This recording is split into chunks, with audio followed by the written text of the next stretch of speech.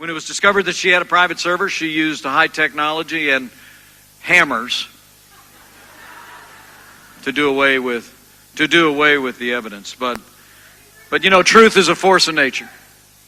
And emails continue to come out, and not just from WikiLeaks, these leaks, but one network this week actually through a Freedom of Information request. You got to give ABC a little bit of credit. They actually came up with an email that showed that while she was Secretary of State, following the devastating earthquake in Haiti, that senior aides to the Secretary of State actually directed aides to manage the $10 billion in earthquake aid. They said, make sure and flag friends of the Clintons who were looking to do work in the reconstruction. I mean, we also found out from emails released that their campaign was actually in touch with the Justice Department about the timetable of the investigation into her own private server. But this is the big one today. This is a big one today, folks. Whatever they're talking about on the evening news, you got to go read about this one. Today, the FBI confirmed that the State Department offered a quid pro quo to the FBI in exchange for their willingness to reclassify documents that were marked classified on Hillary Clinton's private server. Literally, one of Hillary Clinton's top aides at the State Department contacted the FBI to ask them to change the classification of emails. It really is incredible. So let me just say, Ohio, there's lots of reasons that we got to get this done this year. But for all their years of political favoritism, pay-to-play politics, corruption, and cover-ups, we must resolve that Hillary Clinton will never be elected President of the United States of America.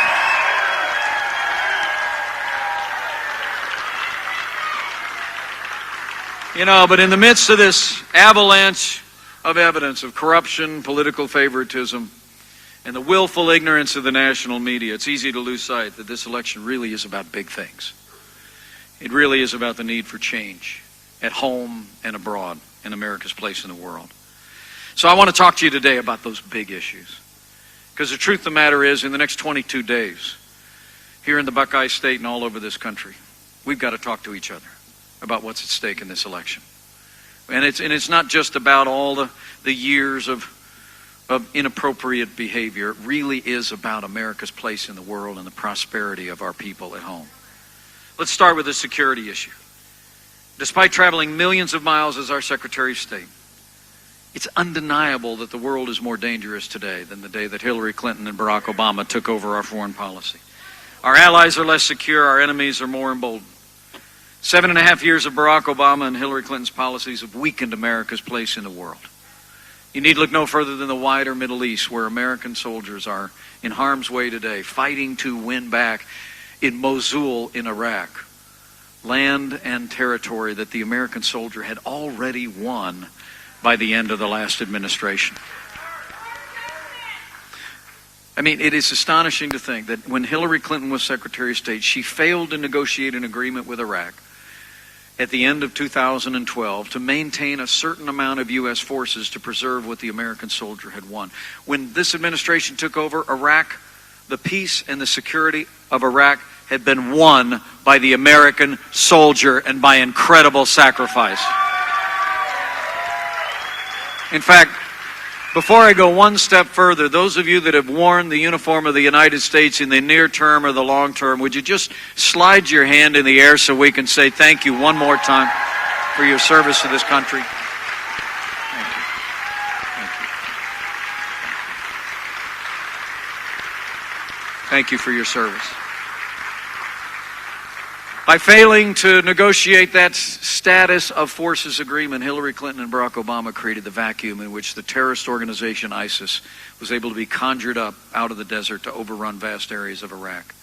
Our prayers are with our soldiers today and with the courageous fighters in Iraq today who are fighting to win back that territory. It was also Hillary Clinton as Secretary of State who initiated that disastrous agreement with the radical mullahs in Iran. They got $150 billion, and we got a delay only in their nuclear ambitions. The leading state sponsor of terrorism is now on a trajectory to someday have the most powerful weapons in the world. The worst of it was that the very day that 4 American hostages were released by Iran, that with the full support of Hillary Clinton, this administration delivered $400 million in cash on a pallet. You know, let me make you a promise. When Donald Trump is president of the United States, we won't be paying ransom to terrorist sponsoring states.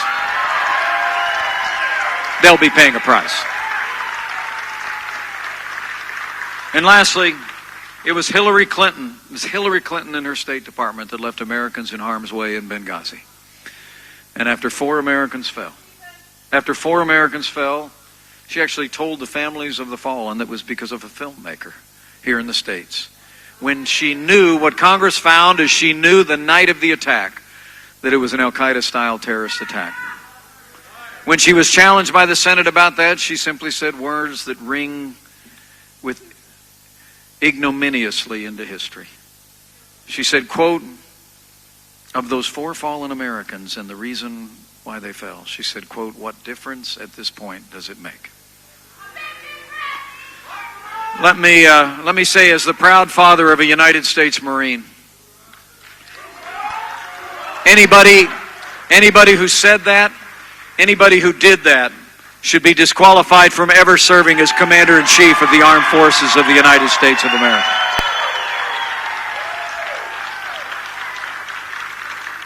You know, history records that weakness arouses evil.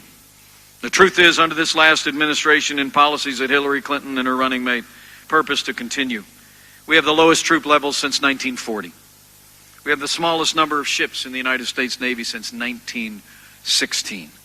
The average age of the aircraft that our airmen and women fly for us is 27 years old, older than most of them that courageously put on the flight suits to defend our freedom. In fact, it was none other than the President of France this last weekend who observed that when this administration failed to enforce the red line that they'd drawn in Syria about chemical weapons, the President of France actually said that when the United States answered with nothing, when the red line was crossed, he said, quote, this signal was interpreted as weakness from the international community. He went on to say that's what provoked the crisis in Ukraine, the illegal annexation of Crimea, and what's happening in Syria right now. Men and women, it's not about partisan politics, it's about understanding. We cannot have 4 more years apologizing to our enemies, abandoning our friends, and having the kind of reckless military cuts that have sent a weakened message to the world. I promise you, when Donald Trump becomes president of the United States of America, we're going to lead again on the world stage with American strength. We're going to rebuild our military, restore the arsenal of democracy, and we are going to work with our allies in the region and around the world to hunt down and destroy ISIS and any terrorist organization that threatens our people. That's probably why more than 160 retired admirals and generals, including 17 Medal of Honor winners, have endorsed Donald Trump to be the next Commander-in-Chief of the United States of America. But you know, it's not just about security in the world, it's about safety here at home. You know, this is a very challenging time in the life of those who serve in law enforcement in Ohio and in America. The truth of the matter is, in these divided times, we too often see tragedy that occurs met with demeaning remarks by people in the political class. Would you mind just taking a minute? We've got a lot of law enforcement personnel here today. Would you mind taking a minute just to show the men and women in law enforcement how much we appreciate the sacrifices that they and their family make?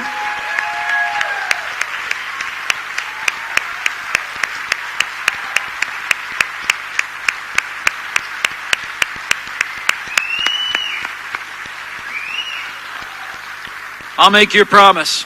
As the Chief Law Enforcement Officer of the United States of America, President Donald Trump will support our law enforcement personnel at every level. It will provide them the resources and the training to protect our families and go home safe to theirs. And we will restore law and order to every city and every community in this nation. You know, that's probably why the largest police officers union in America, 330,000 strong Fraternal Order of Police, endorsed Donald Trump to be the next president of the United States. So it's about security abroad and safety at home, but it's also about our prosperity. You know, I can honestly tell you, whether it's in the Hoosier State next door or here in the Buckeye State, got a Hoosier in the room. Let me tell you something. Any progress that you've made here in Ohio, any progress we've made in Indiana has been in spite of what's been coming out of Washington, D.C. the last 7.5 years, not because of it. We're in the weakest economic recovery since the Great Depression. We have the lowest labor participation rate since the 1970s. And unemployment still went back up in the last report. An economy that's growing by just a little bit more than 1%. The most powerful economy in the world, struggling under the weight of more taxes, more regulations, Obamacare, and a war on energy that's stifling American growth. Hillary Clinton's plan? More of the same. Not just the same, more of the same. Hillary Clinton wants to increase taxes by over $1 trillion in this economy. She went and gave a private speech in Canada. One of these emails came out. She gave a speech in Canada, and she said she actually has a dream of having a Canadian-style health care system. She wants to build on Obamacare. With the challenges that we face with illegal immigration, she gave a paid speech in Brazil in which she said her dream was open borders and a common market. And Hillary Clinton is committed to continuing the same war on American energy that's stifling American growth and jobs. You know, they tell us this economy is the best we can do. But the people of Ohio know better. It's not the best we can do. It's just the best they can do. And when Donald Trump becomes president of the United States of America, we're going to get this economy moving again with sound American free market principles. Donald Trump has a plan. He's going to do what Ronald Reagan did in the 1980s. He's going to do, frankly, what President John F. Kennedy did in the 1960s. Right out of the gate, when you re-elect Senator Rob Portman to the United States Senate and re-elect Republican majorities, we're going to cut taxes across the board for working families, small businesses, and family farms. We're going to eliminate death taxes, and we're going to lower business taxes in America so American companies can grow jobs here in the United States and compete more effectively in the world. And because Donald Trump and I know that regulation's a form of taxation, he's going to do what I did in Indiana on my first day as governor. We're going to sign a moratorium on any new federal regulation, and he's going to repeal every single Obama executive order that is stifling growth and jobs in this economy.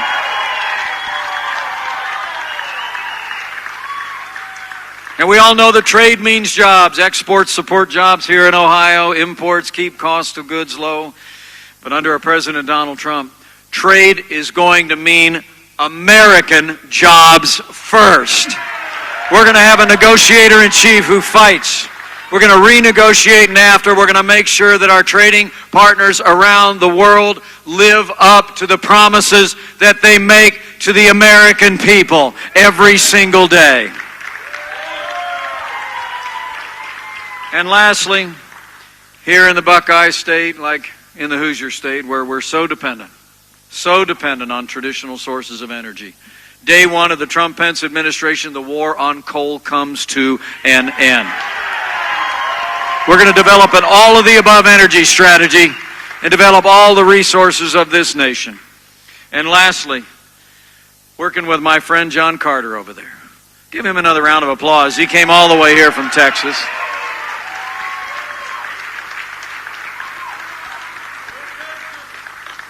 We're going to work with a newly re-elected Congress, and you want to remind them that they show up and get sworn in before the president's inaugurated. So if you wouldn't mind very much, pass the bill, put it on his desk, and we're going to repeal Obamacare, lock, stock, and barrel. We're going to do it. It's incredible.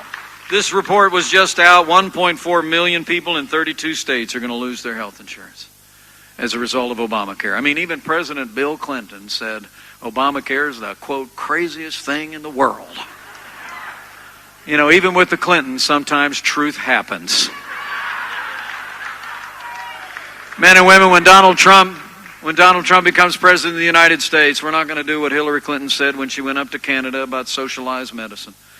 We're going to meet the health care and health insurance needs of the American people with free market principles. We're going to expand consumer choice, respect the doctor-patient relationship, and we're going to lower the cost of health insurance through competition. That's the American way.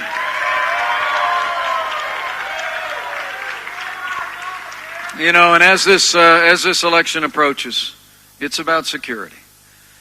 It's about prosperity. But it's also about the Supreme Court of the United States of America. And that may be the most consequential aspect of this election.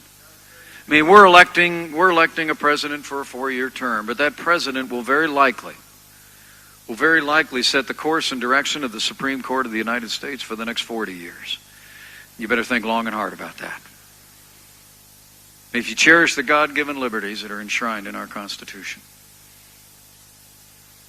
like the Second Amendment right of law-abiding citizens to keep and bear arms.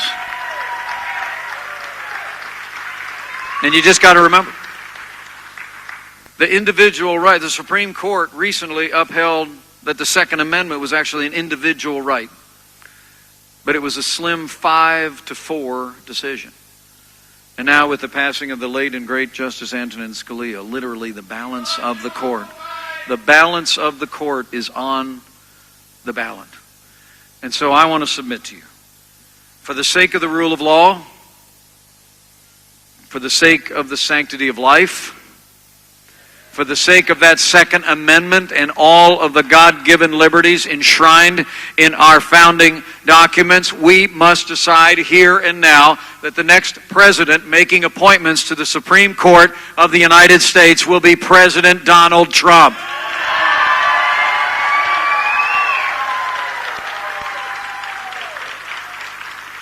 But Ohio, we've got 22 days to get this done. And I just want to thank you for coming out today. I really do. I'm very humbled that you'd be here. I mean, I know I'm not the main event, right? I'm like a B-list Republican celebrity, and so for you all to come out, it gives evidence of the fact. You know, one of the things Donald Trump said to me, we were campaigning together in Ohio on Labor Day. We pulled into a fairgrounds where about 50,000 people came out to see the next president of the United States. We were rolling through that fairgrounds, and Donald looked at me and said to me what he said 1,000 times. He said, Mike, remember, this is not about me. This is not about us. He said, this is a movement of the American people. And the American people are going to make America great again.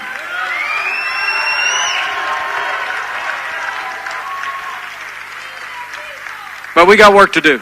So men and women, I got some challenges for you. Number one, I think it's important today. I hope as I've reflected on these things today, you may have had an opportunity to pay more careful attention to what you already know. But you got to go tell somebody. I mean, the truth of the matter is, as I said before, it's 2-on-1 every day. It's like Ohio State had to play every game away, right? It really is. But the truth of the matter is, the reason this movement is continuing to build, the reason we're continuing to see the momentum all across this country, is because the American people are talking with each other. The American people know we can be stronger on the world stage again. We can be more prosperous at home. We can build it all on that foundation of constitutional liberties that are our heritage in this country. But you got to go tell somebody. So my first request to each and every one of you is go find a neighbor and friend, a coworker, somebody at work or at worship, and just pull them aside and tell them, ask them first, do you think we need to change things in America? And if they say yes, then you have to look them in the eye and you have to tell them, the only way we make change is by changing leadership at the highest level, and that only happens when Donald Trump becomes president of the United States. You got to tell them. Okay? And secondly, I'm grateful that you came out to a rally. But we need to recognize that vigilance is the price of freedom in an honest democracy. You know, it's important to note, there's a lot of talk about voter fraud and whether voter fraud happens out there anymore.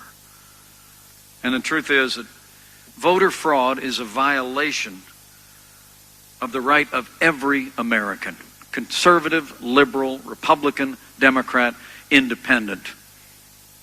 And I would submit to you today that wherever you are on this election, and anyone that might be looking on and listening in, it's important in this election that you avail yourself of the opportunity to be a part of ensuring the integrity of the vote in this country.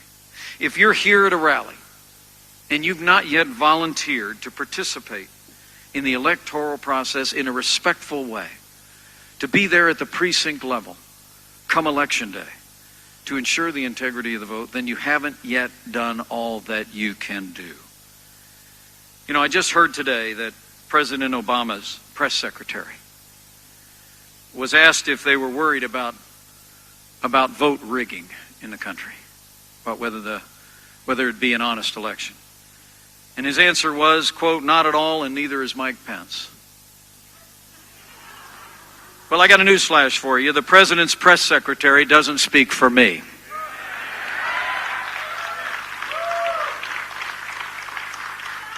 You know, they're not worried. They're not worried about it because they deny it's happening. I'm not worried about it because I know the American people are not going to let it happen.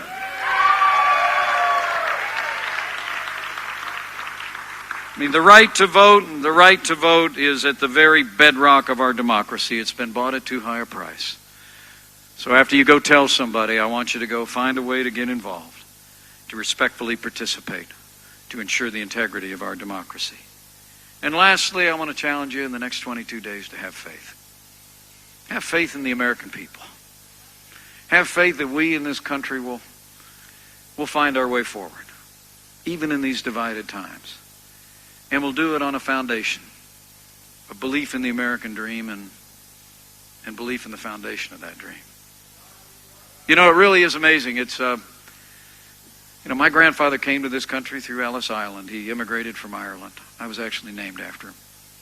I can't imagine what that Irishman is thinking today, except that he was right. I mean, he came to this country because the legend in my family is that my great-grandmother told him, you have to go to America because there's a future there for you. And that future was the American dream. It was that anybody can be anybody. I mean, truthfully, Donald Trump's story and my story have a lot in common. His grandfather immigrated, my grandfather immigrated. His dad built a business with his own two hands. My dad built a little gas station business in a small town. And we were both raised to believe to whom much is given, much will be required. So for him, that meant the kid from Queens went to Manhattan Island and built the big buildings. For me, it was a calling into public service. And the truth is, but for both of us, the American dream is not a slogan. The American dream is the anthem of our lives.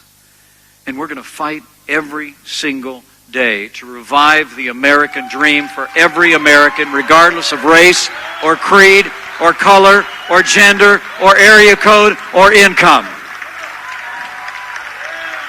So have faith in the American dream, that it can still happen. I mean, it grieves my heart to think how many Americans today doubt that their children are going to have the opportunities to succeed more than them. Well, that's all going to change, folks. We're going to revive the American dream with all the principles put into practice that I've described today. And the last bit of faith I would just encourage you to have in the next 22 days is faith in Him who planted this miracle of democracy on these wilderness shores. What Abraham Lincoln would call the last best hope of earth. Words that are still true today. And I truly do believe what's been true for millennia is still true today, that if you're inclined to bow the head or bend the knee, just remember that if His people who are called by His name will humble themselves and pray, He'll do as He's always done. He'll hear from heaven, and He'll heal our land. one nation, under God, indivisible, with liberty and justice for all.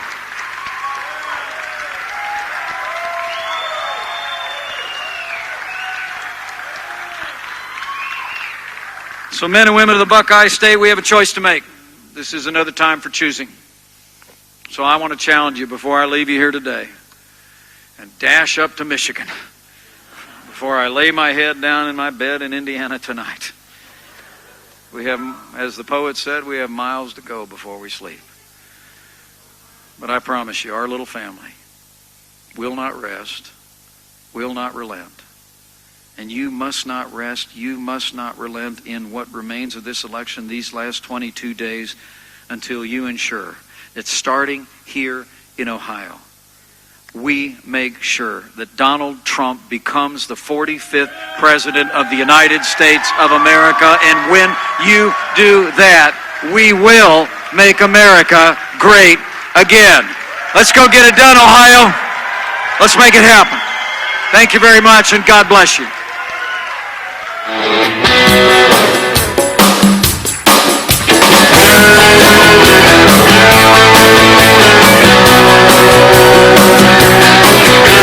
Sun coming up over New York City.